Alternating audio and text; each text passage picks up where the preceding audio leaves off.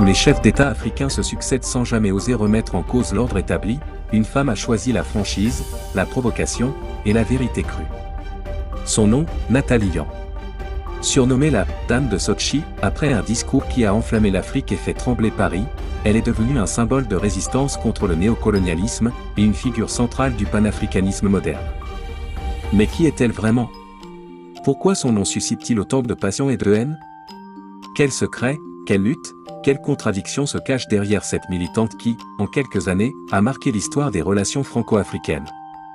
Voici l'histoire détaillée d'une femme dont la parole a changé la donne.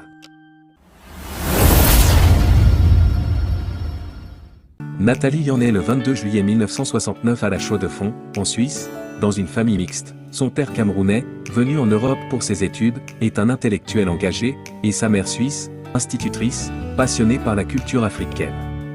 Moi, je suis née en Suisse, dans un bled assez perdu dans les montagnes là-bas. En 1975, à 6 ans, elle met pour la première fois le pied en Afrique, à Douala, et découvre la réalité d'un pays encore marqué par la colonisation française. Ces séjours répétitifs, entre la Suisse et le Cameroun, lui offrent une lucidité précoce sur le fossé entre confort européen et misère africaine. Dans une interview en 2020, elle confie « J'étais fascinée par la beauté du Cameroun, mais choquée par l'humiliation que subissaient les Africains dans les aéroports européens. » Ce choc culturel la forge. En Suisse, elle lit très jeune Frantz Fanon, Cheikh Anta Diop, Thomas Sankara, Patrice Lumumba, ses lectures deviennent des boussoles.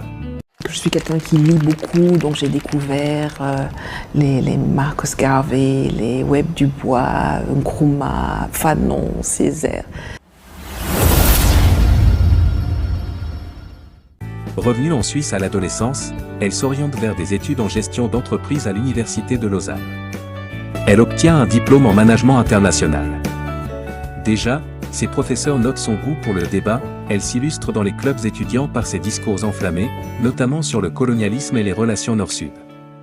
Elle participe à plusieurs conférences, dont une à Genève en 1991, où elle affirme publiquement que l'aide au développement est une hypocrisie si elle n'est pas accompagnée d'une réforme profonde des rapports économiques.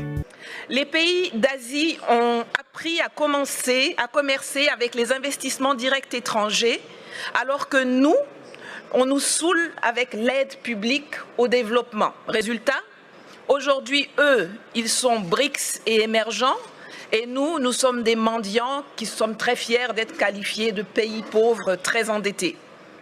Cela doit changer, cela va changer. Elle a 22 ans. Cet épisode